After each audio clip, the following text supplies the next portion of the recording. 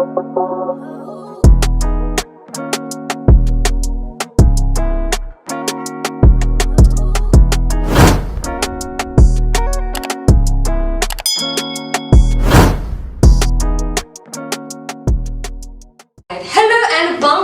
everyone.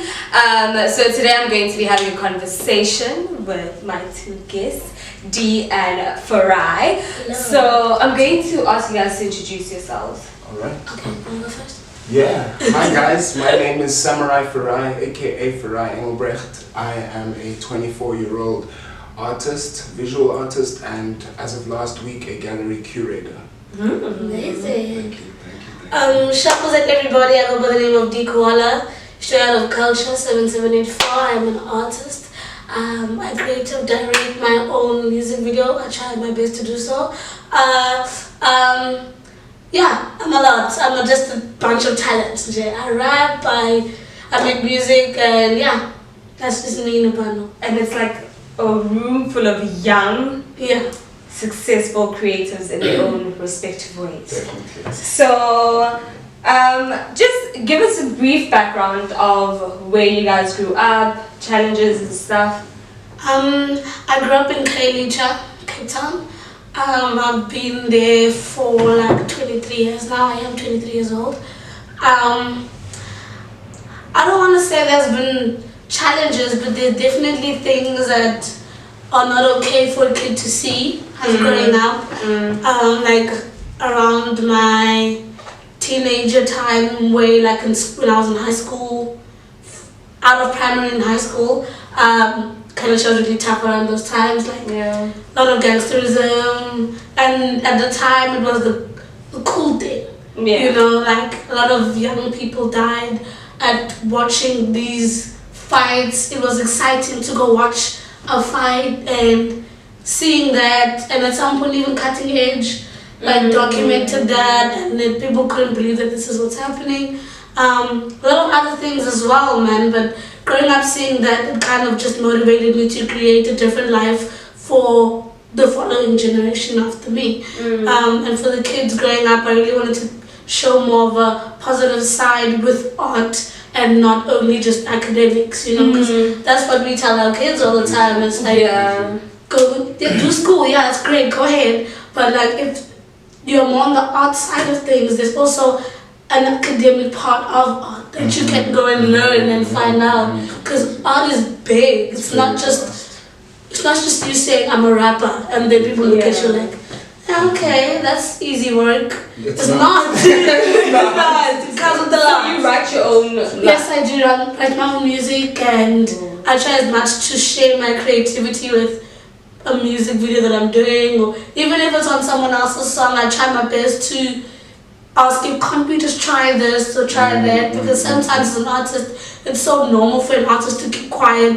and let the cinematographer do their own thing, because that is your job. So I'm going to listen to you articulate my vision. And that doesn't make sense because they might not articulate it in the way that you would like.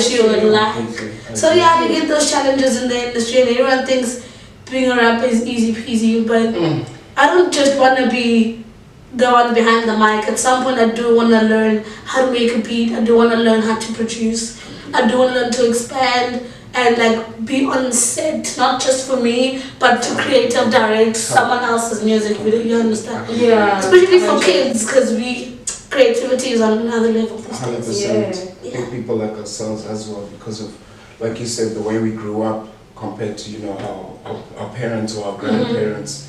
And I don't really believe in the whole born-free narrative, but it is that aspect kind of in terms of a marking point in time. Yeah. You know, so myself, I grew up in so many cultural environments. So the first of them being Eldorado Park, and firstly being, you know, like a combination of two very different cultures. Like Farai is Shona, Zimbabwean, and Engelbrecht is Dutch Afrikaans. And I think the biggest challenge for me was, as soon as I introduce myself to people, they're confused. Like how? They can't figure out who I am, why I am like that. The fact that Afrikaans is my first language, the fact that I can't speak Shona. Oh wow. You know, it's, and hence why Samurai Farai was born, which was kind of me taking control of my identity and of how people kind of saw me. So it's a pseudonym, you know, because, and I kind of saw like the whole government name is it's confined by gender, race, classism,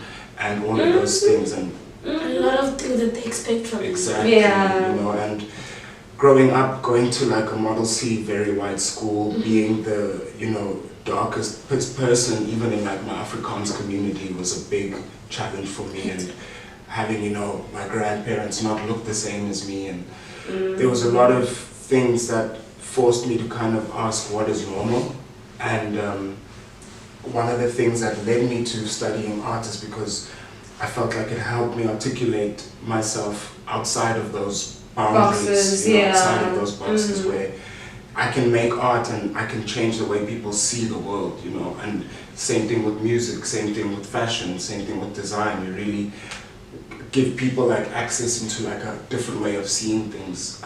Through your eyes. Yeah. And on that note of like I said, I tried to study psychology, I tried to study law, they both like X'd me out, and then I ended up getting a full bursary to study fine art and art history.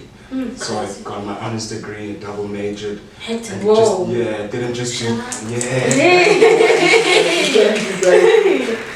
so not just the practical side of it, but the historicity, you know, Of it all. where we find ourselves as, you know, even South African artists in the positionality of the world, you know.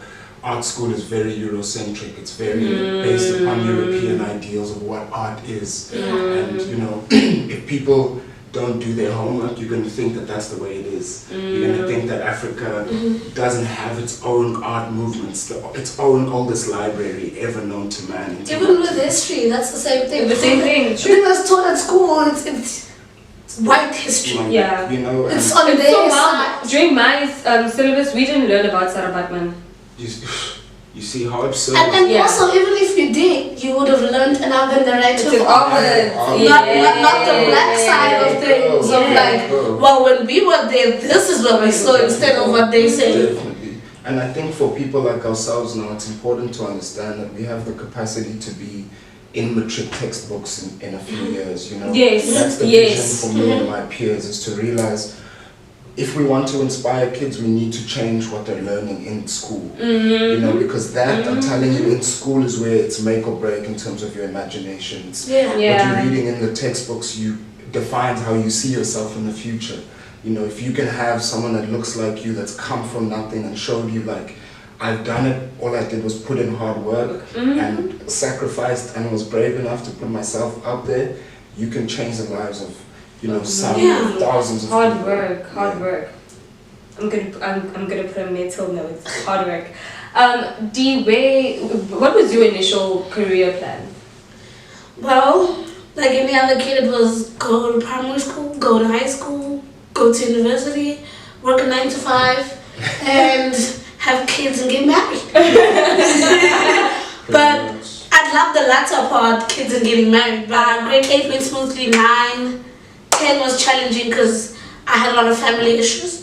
And I feel like I didn't know much about myself and who I am. So now, so now I had to pick subjects and I was about to say. I was like, how did you know? How did you know? And even at that school, there's no arts and drama class. There wasn't those things. It was physics, accounting, pure maths, business, life science, maths lit. That was it. No computer, really. It's just that. Dude, if I may add, the first time I had to do an essay at UCT, I did it by hand, purely because I'd never been in contact with like a laptop before. Wow. And I was 18 years old at the time. So I hand in the essay and the teacher comes back to me, the lecturer, and was like, why'd you handwrite it? I'm like, firstly, I don't know how to type. And I don't have access to a computer, and I thought that this was okay. It's like, you need the 1.5 spacing, this, that. And I was like, oh, they really did me dirty. Like, they really did to do us dirty. And the thing is, even something as simple as the fact that there's no textbooks in Xhosa or Zulu, everything is in English. And now you're still expecting these people to go study, let's say, medicine in a language that they're not used not their own. Exactly. So the whole curriculum from the get-go is already against people that don't speak English. Do you think with the strict mom, how did you guys present to your parents that, hey, this is what I want to do, like this is my career path? I think for me, I was very lucky because my mom from the get-go always knew that I loved to draw and create and climb trees and play in the garden. I was always like that. You were that kid. Always playing with everyone's animals all the time. So when I was 5 years old, when my grade 1 teacher said this kid needs Ritalin.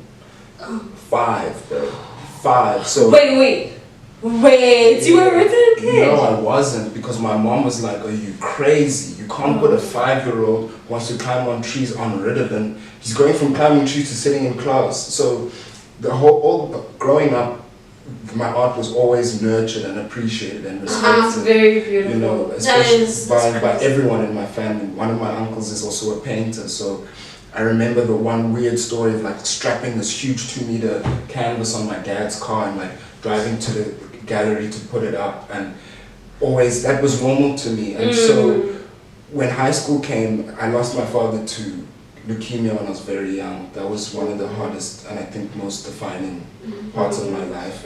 Losing a parent is never easy. It wasn't, but I think it put me at an advantage in terms of like my identity as a man, because then I didn't have like a grand narrative of what it is and what it isn't. I had multiple different kind of paternal figures in my life that kind of aided me in different ways, you know. And then, like everyone, grade 10, 16 years old was the hardest year of my life. And I realized that if I didn't get a grip or find what like brings me solace, I don't think I was going to have a long life. So I said like, screw the math, screw the science, I just want this art thing. I don't know what it's going to be. Dude, and it was crazy because I got 100% for my first exam, and it was art history. And then I did it again for 6 times in a row. Then it was 2 years later and I didn't get anything less than 100% for art history. Wow.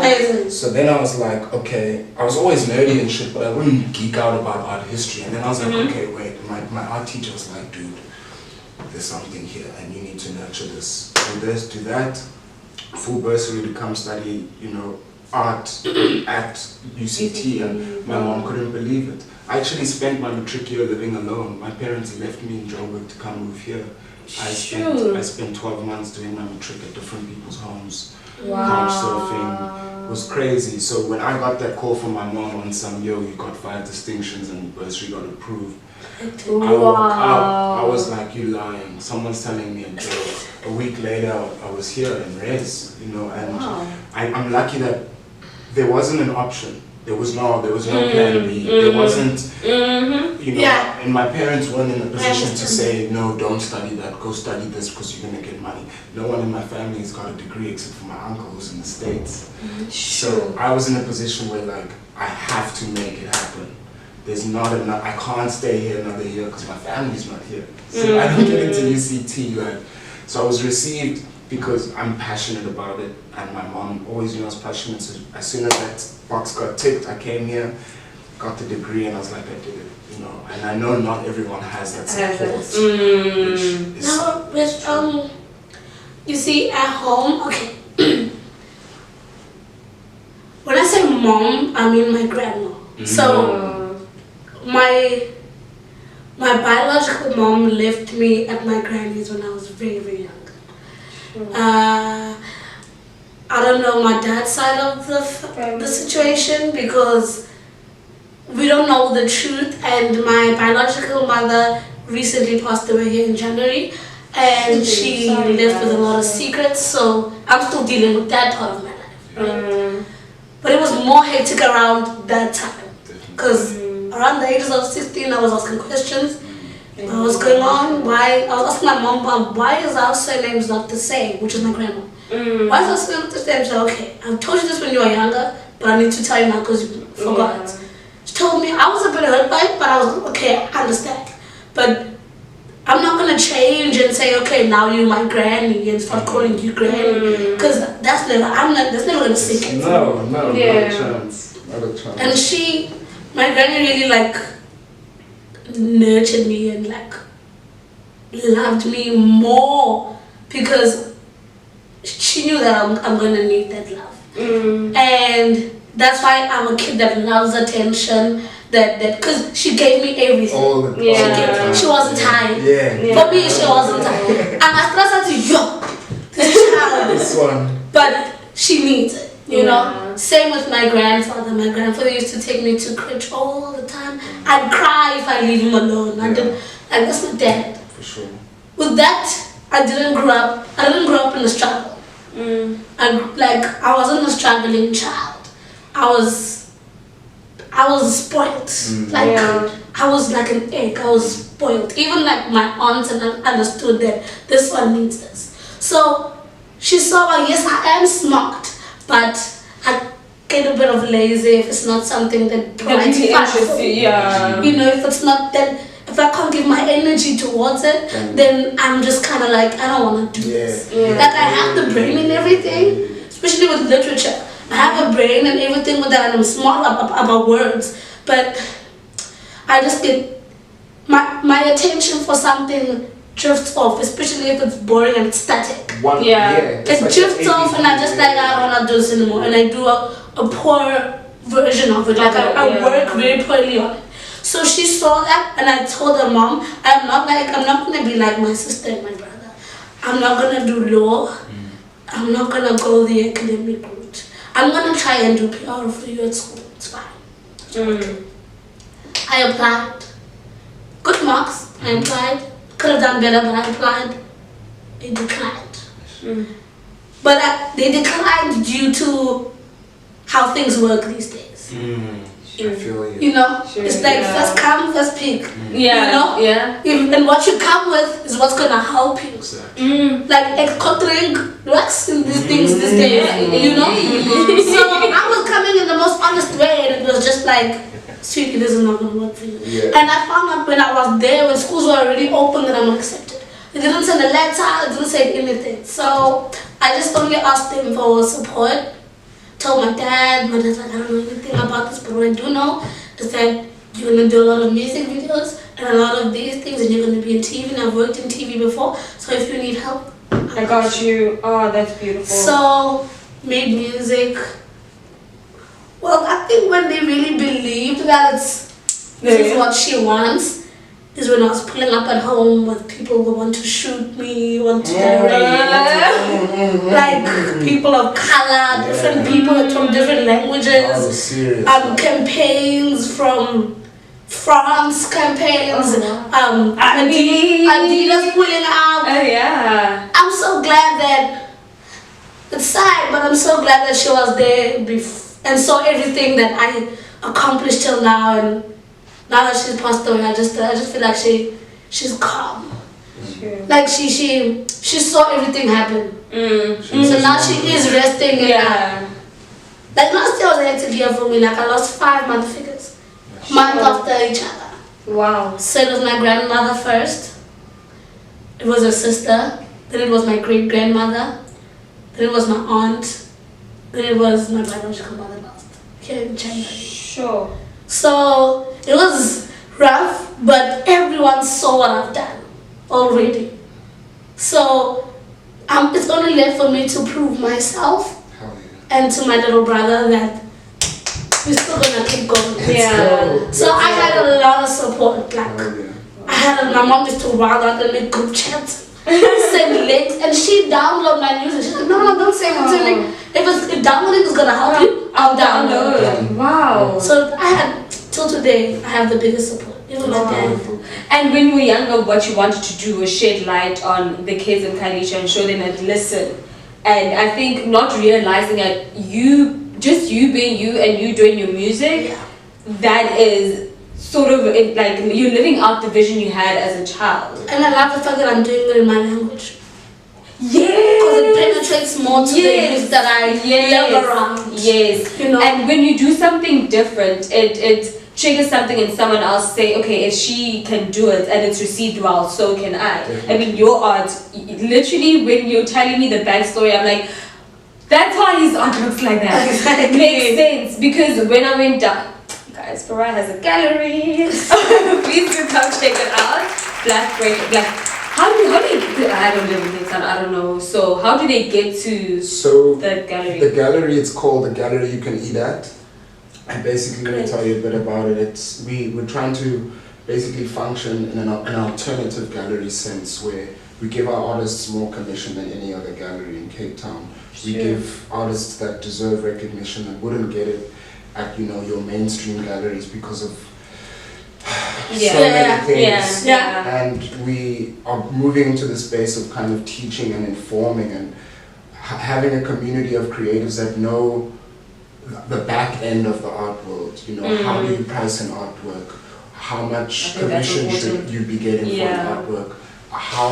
Where should you be getting your materials? How do you make an invoice? And having people like Dee or myself and amazing other creatives in Cape Town sit in that space with the microphone and open that up to the whole world. We're working with Ruth Prowse, AAA School, moving towards schools, especially in Khayelitsha and Athlone, because it can't just be institutions that are disseminating that information. So you can find us 8 St. George's Mall. Basically, there's the entrance to BlackBrick, and then our entrance is basically just on Rubik Street. And we opened last week, and I'm super excited, super happy. I'm so proud. This was the dream. Because we weren't taught this. Now we're teaching others. I wish I had access to certain information. I think I was telling Farai that if I were to look back, I would probably be a professional sportsman or sportswoman. I loved hockey to that extent, but then this is how we live now. You want to do gymnastics? No. No. What? I completely understand. So let's talk career milestones now. What was your biggest? Musically. I know the current Gene one is. But anyway, we'll get to it. At 23, it's mind blowing. But my first milestone wasn't music. It was Adidas wanting me to represent them. When as an ambassador. That started before I even got featured on Utata Comics. Because I was at Sports Team Capsule with my own songs. And got approached with that.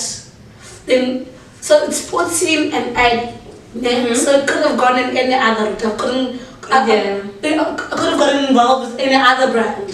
But Eddie liked the way I represented the clothes that was given at Sports Team at the shoot. So the relationship started from there. Didn't become formal, but it was, you can see it's just how they give in on, oh, you're doing this, we'd like to send you this, we'd like to, the way you understand the brand.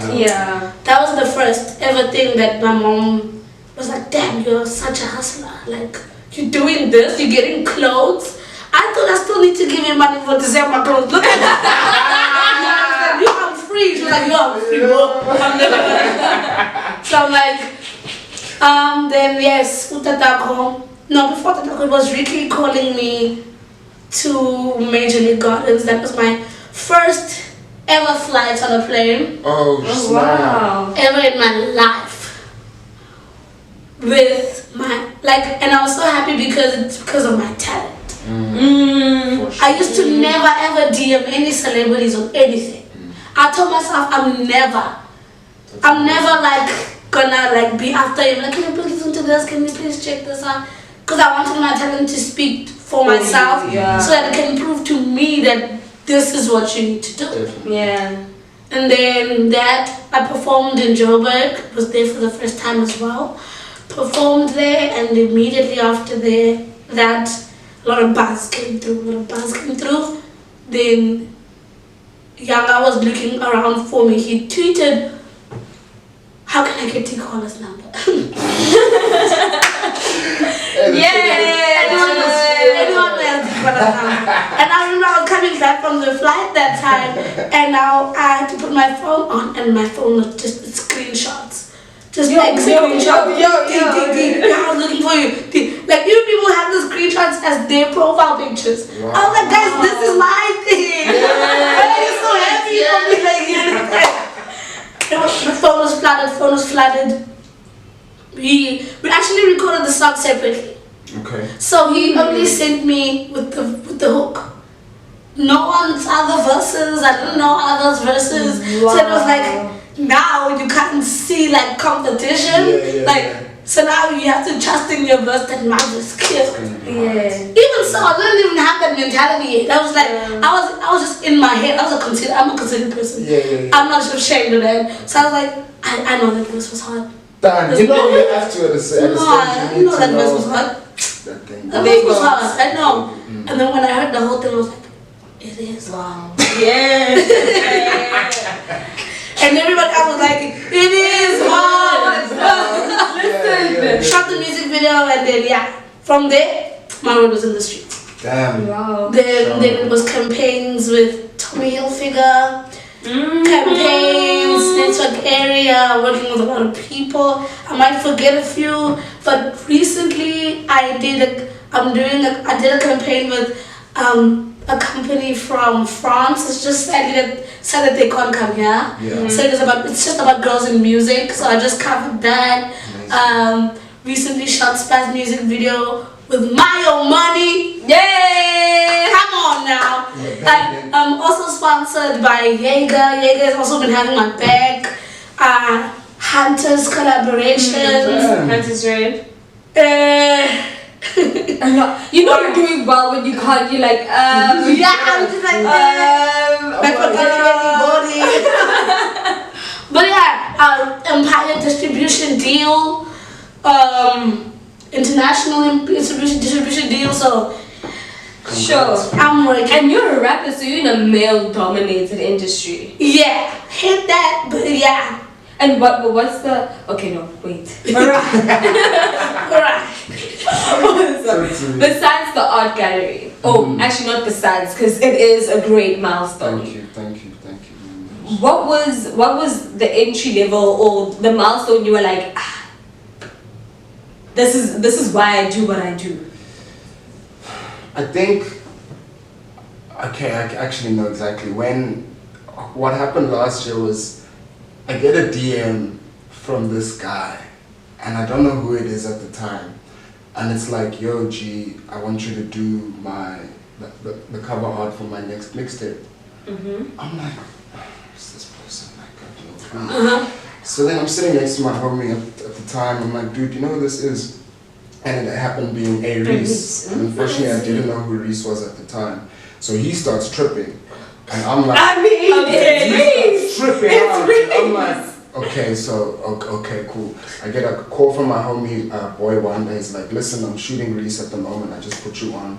I know your art's been in the shadows for too long. This is the time. So long story short, we connected, me and Reese spoke, he sent me the tape long before it was dropped, and I basically got to sit with it for 4 or 5 months every day, just listening to it and creating a visual kind of expression that I felt it was from the music. Wow. So, your work ethic is amazing. Yeah, so it was really like every day that album on repeat in my ears and really like diving into that, and for the first time having someone like that recognize the work. And then I did the painting for him 1 meter by 1 meter, sent it down to him in PTA. Next thing I know, boom. Next thing I know, I'm getting text by Spotify. I'm getting texted by South African musicians, not just in hip hop, but in rock, in gospel, in all sorts of like spaces of music. And for me, that was the biggest accomplishment. Or being able to see some kid draw my artwork made me understand that there's someone out there that I inspire at that level that I was inspired at. Yeah. So knowing that that's what I can represent through art finally was the biggest accomplishment for me, because I've always wanted to, inspire kids. That's for me. I mean, I love my peers and my peer group, but we all are at this moment in time where our identities are quite solidified and moving towards what we envision for ourselves. Kids are literally just taking in everything right now, and if some kid gets to see my artwork and see me as a young black independent artist and say I can do that, for me that's like a job well done, for real. And I'm really happy to be able to exist intersectionally in the music world via art. You know? That's great. Like the fact that you can listen and then paint it out. I don't know how. I feel like people who do art covers, especially the ones that are like really memorable, it's a lot of work. Definitely. Yeah. It's a lot of work. It's a lot of work. I mean, Like I look at my art covers, for example, I'm like, damn, do you think I would be able to just do that in spacing, you know? Honestly. So, well, your work is just your work is great and your work is consistent and it tells a story. thank you so What much. I like about art, and I think when you get exposed to it more, or when you have someone close to you who loves it and asks you, what do you see? Yes. And you have your own interpretation, or you're like, shoo, there's a picture, and I think it's downstairs. Yeah, there's a drawing of yours or a painting of yours downstairs. And like from the color, I know it's weird. It's the color choice. It's the way the size of the eye, and it just it's crazy. It tells a story. But do you guys get creative block? a lot. I think after all the passings in my family, I kind of moved out. I kind of forgot a lot of things. I kind of forgot my routines and how I work. I forgot how I love music. I don't wanna lie, because I was just so into what is happening. At some point, I thought I even forced myself to go to studio, and I got there and I didn't do anything. You couldn't have it. I know. Because I haven't understood what is happening in my life. Therefore, I can't articulate it into music because I don't even know where to stop. Bro, you speak. And I think I'm still processing a lot because a lot happened last year that I need to kind of gather. Like right now, people are asking me, when I drop again, that's why I'm doing song by song. Like I drop spaz individually. Not part of a project, I just play individually because it was easy for me to do that, because at that time I was able to do that. Because I was already reflecting on something that already happened and I understood in that verse. So at this moment, I know people think that I have a lot of things. Since I've gone through a lot, they think, these probably gonna give us a lot. Which is gonna happen, but I need to first understand and process what has happened for me to be able to sit and look at it from there instead of doing it while I'm processing it, you know. And then even at the time, I had relationship issues with my partner, and I had to also understand that now. So I went to studio and I did a song, like my friend Chopper did a hook, and I did the verse because of what I understood throughout the time of the problem, but I couldn't put in the second verse because I don't know the ending of us. Shoo. So now that song is still sitting there because the situation half, is still sitting. and people are saying finish it. I'm like, no, in reality I can't finish it because I don't know what to say. You know, like I know what we're doing right now. We're still together. I know what we're doing right now, but we're still dealing with what happened. So I can't just close it off and say, okay, we went through the span, now we are good, and then articulate in the second verse because I don't know. Sure. So yes, writer's block, creativity block happens really all the time. When people don't understand it because you call yourself a creative artist. Sometimes you're just uninspired and you're just sitting there on some, I can't work on this, or that looks good, I have this idea. But you take so long to produce it, you drag it because you're not healthy in that state. And that's okay sometimes. And that's what I want, an audience that receives your art or you or your whatever you do, and understand that you're gonna take some time with your shit because you have to understand your mental health. Take a break when you wanna take a break. Because if you're gonna work on other people's pace and other people's time and get pressured by another artist and how good they're working or their achievements that they're getting and what they're getting, you're gonna mess up your routine and your pace. Because you're gonna wanna work like other people and you're gonna be pressured by the people that you could but do collect your work. Because they want, when are you dropping? When are you doing this? The other people are dropping, what are you doing? Then you're gonna go to the studio and take out trash music because you've been just pressured, you know? So I've learned to always take my time, because I used to get depressed because I used to be a cutter, I used to be so I need to really watch the things that can trigger me back to that. So I need to, when I feel like, it's not, I need to relax. I think you put it amazingly, because I get that question very often as well. It's like, when do you feel like there's a block towards the creativity? And I think Dee just spat the most accurate bars. The block comes when there's a disconnect to us emotionally with our work. It's because our work, there's no one that has a bigger emotional connection to our work than us as individuals. Emotionally, I am like a slave to my work. So if my emotions are all over the place or unprocessed, it's unable for me to articulate anything because my mind and feelings are undecided. So even with the working process, I had a piece of canvas that I came back with from the ships. Remember I told you, I was stuck on a cruise ship in the Bahamas, and they sailed me back, bro.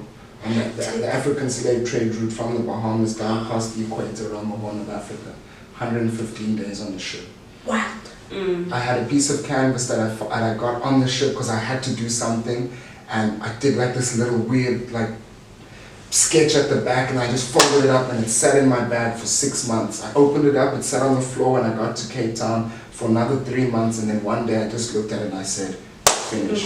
So that artwork actually took like 11 months to do, and once it was still on the wall, I had a friend come visit me and he said, I saw it, he said, how much?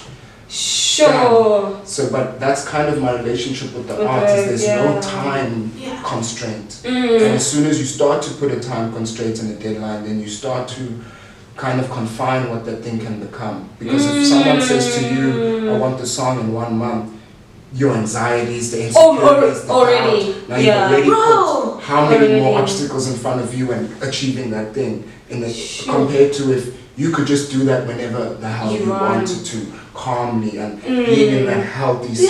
That's also why I don't want to be under a label. And also it's gonna be like working on a 9 to 5. I'm starting to understand why artists are so self-aware and decision making for them, and the process to make the decisions is so different. I think in a way, when it comes to, artists are not going to go to the grave dying saying I wish, or like just having a lot of you guys deal with things differently. Because if you have a 9 to 5, whether you're dealing with something tomorrow, you need to get things done, so you suppress. And the more you suppress, next thing you know, you're 50, you're depressed, you don't know where your salary is going to.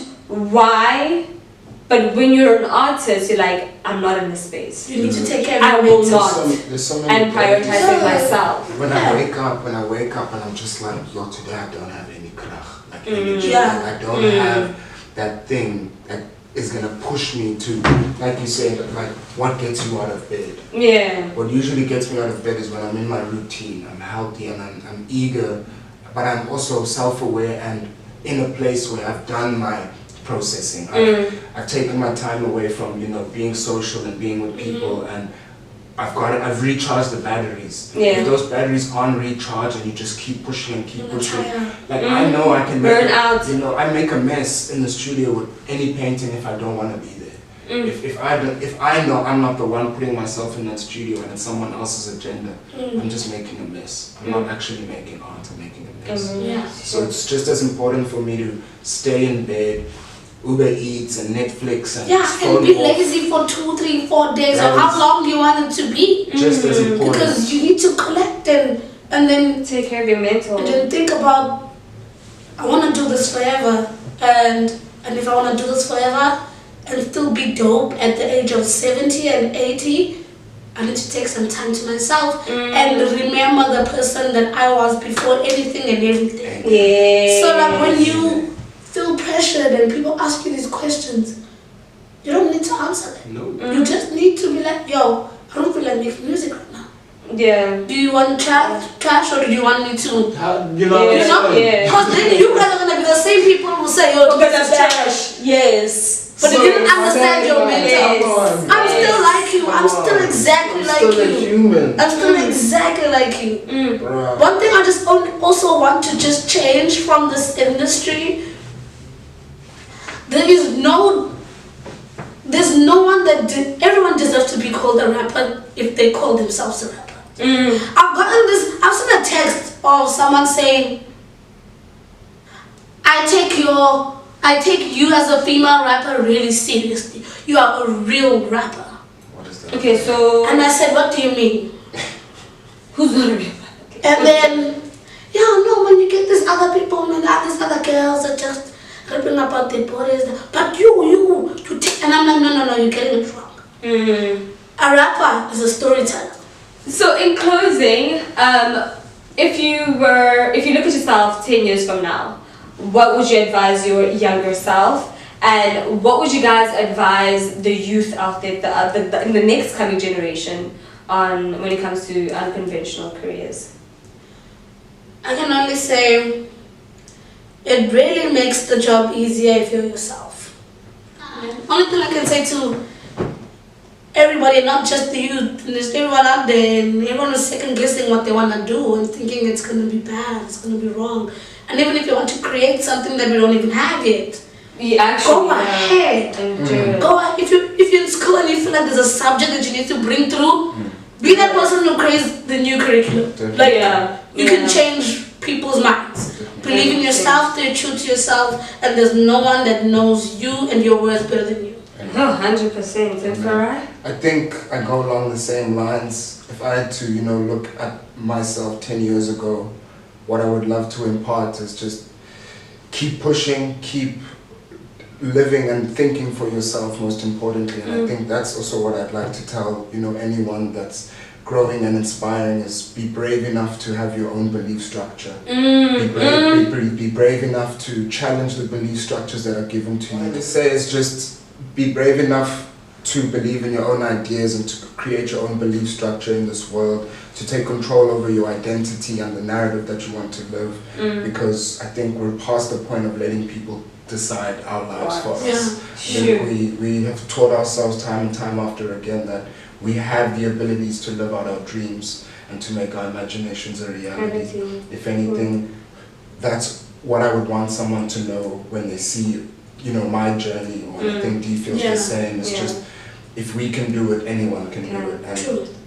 And as a community, when you have people around you that share the vision and believe in you, we do it together. We achieve each other's dreams intersectionally, and we coincide. And that's why it's so important for us to, build this community and be honest and share information. And that's what we're doing. 100%. On that note, thank you guys so much for watching. Don't forget to share this video with somebody you think would enjoy it. Like, comment below, and please do follow Farai and Dee on their social media pages. And we out. Oh.